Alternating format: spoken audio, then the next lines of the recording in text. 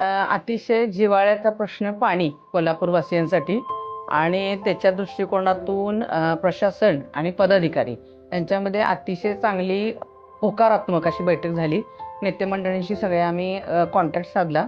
Seal याच्या संदर्भात positive बैठक झाली आणि उद्यापासून पाणीही लोकांपर्यंत पोहोचते. आता तो साहेब काय ना, तो थोडासा वादाचा विषय आहे की ते लोक म्हणत आहेत ते 165 CR म्हणतायत, पण आमच्या कॅल्क्युलेशन प्रमाणे it will be only 80 CR. त्यामुळे तो थोडीशी तफावत आहे. त्याच्यामध्ये थोडंसं आम्ही पदाधिकारी लक्ष देऊन ते काय एवढी तफावत आहे आणि त्यांचं आम्हाला मान्य नाही आणि आमचं त्यांना मान्य 80 CR नाही. तो थोडंसं माहीत नाही. आता खरं तर आमची माहिती आत्ता आहे 2011 पासूनचा तो बॅकलॉग आहे.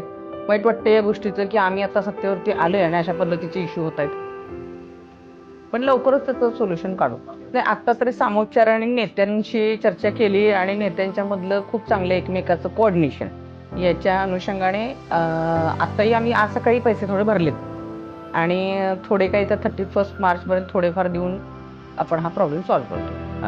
आदरणीय मुश्रीफ साहेबांशी झाली, आदरणीय चंद्रकांतदादा पाटील साहेबांशी झाली, आदरणीय धनंजय महाडिक साहेबांशी झाली आणि विखे पाटील साहेबांशी PA त्यांच्याशी सुद्धा झाली.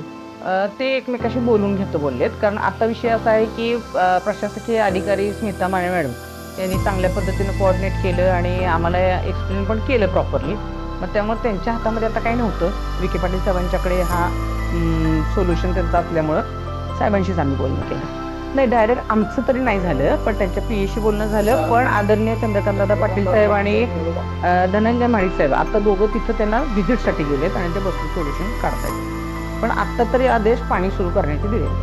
अशाच नवनवीन अपडेट्ससाठी डिजिटल कोल्हापूर चॅनेलला सबस्क्राईब करायला विसरू नका.